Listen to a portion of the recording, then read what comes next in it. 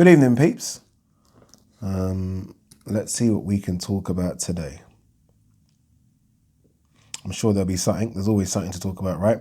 If you're new to the channel, don't forget to press that subscribe button. Don't forget to like and share the videos. Thank you very much. It seems as though it's going to be Caballero for Tyson Fury. Those in the know are already semi-reporting it, that they have heard it's going to be Agit Caballero. Is he still European champion? Unbeaten. I think he's 20-0. Beat Derek Chisora in one of those Match from Monaco, Monte Carlo shows about 3 years ago, I think it was. Awful Chisora performance. Just lacked everything. Yeah, I don't know. He's ranked number 15 by the WBC. Remember, Tyson Fury has to fight someone in the top 15 with the WBC, and I believe he's ranked number 15. Let's quickly get the rankings up. WBC rankings. Obviously, I made the video yesterday saying I want Michael Hunter. That's the what I want, and I think a lot of people have also said that. I think Sam Jones, Joe Joyce's manager, said it. Adam Cattrall said it as well, that he would like to see Michael Hunter get it. Sorry, okay, rankings. So Povetkin. Interesting. No, Povetkin's interim WBC heavyweight champion. Obviously, you got Wilder as number 1, Usyk number 2, Ortiz number 3, Ruiz Jr. number 4, White number 5, Parker. Then you got Dubois, Rivas. Rivas's manager has come out and said that he's ready for it. Has Rivas had a fight since Dillian White? I'm not sure, but he's 26-1. Then there's Hrgovic. I don't think Hrgovic is a good name. I wouldn't mind a Hrgovic if I'm honest with you. But then there's Hunter, who I really want. Joyce, Chisora, Charles Martin, F.A. Jagba. And there he is, Caballero, right at the bottom. So yeah, it looks like Fury's going to be fighting Caballero. Look, it could be a lot worse. It could be a lot worse. So I'm not too upset by that. Do I want to see Hunter? Yes. Would I even like to see F.A. Jagba just because it's something different and unique? Yes. But Caballero is unbeaten, and again, I think he is the European champion. I don't know if he's vacated that belt. That's why I say either he's current or former European champion, but he definitely had the European belt. Yeah, what do you guys make of that?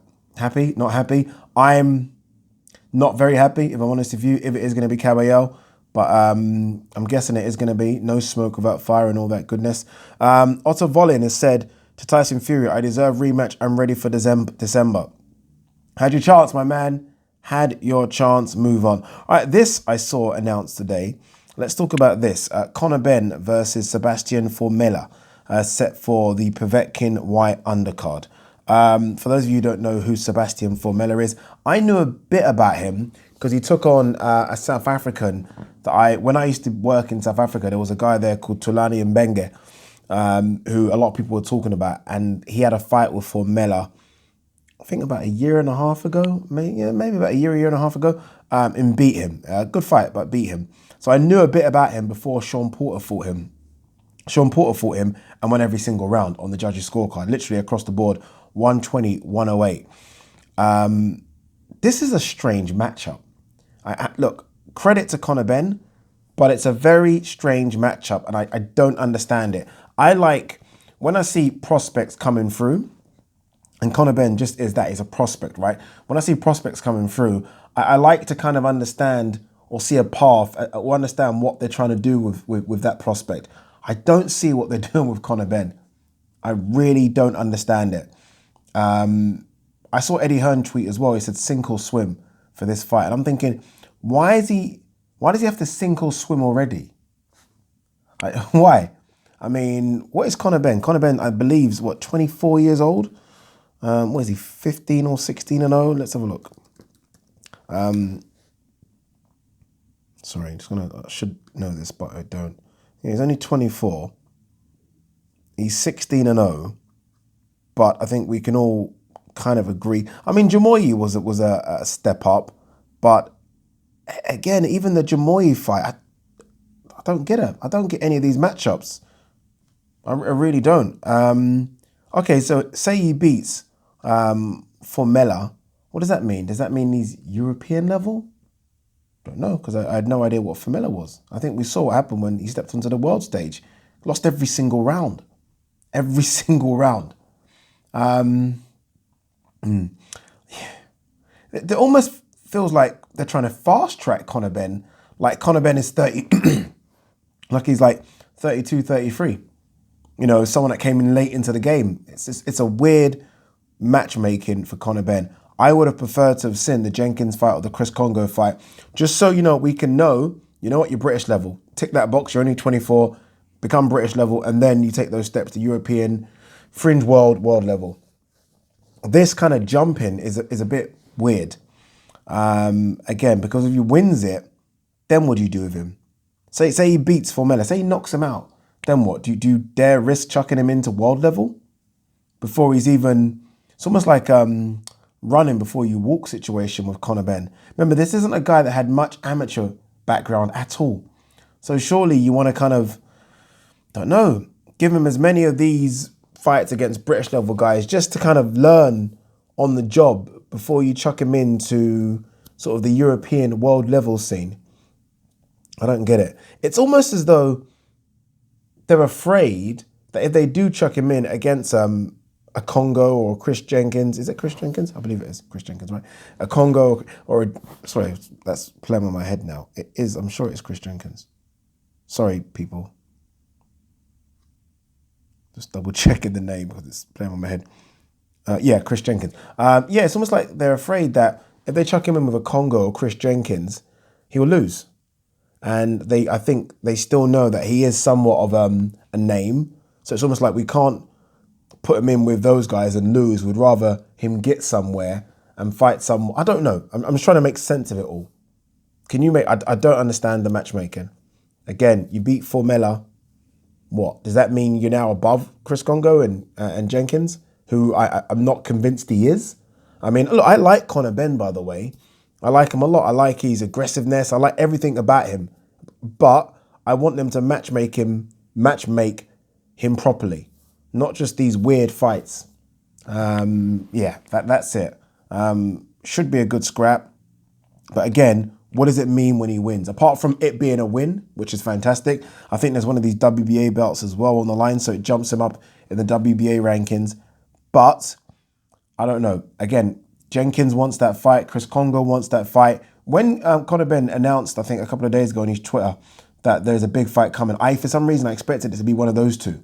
Even though Chris Kongo fought recently in the Matchroom fight camp in Eddie Hearn's back garden, I thought it might be a Chris Kongo because that's a fight that just makes sense. Chris Kongo 12-0, Conor Benn 16-0. It makes sense for me. And then the winner then goes to a European level. This don't make sense. None of these matchmaking has made any sense to me, if I'm honest with you. None. But I'm sure they know a lot more than I do with regards to matchmaking. So good luck to Conor Benn. I hope he wins.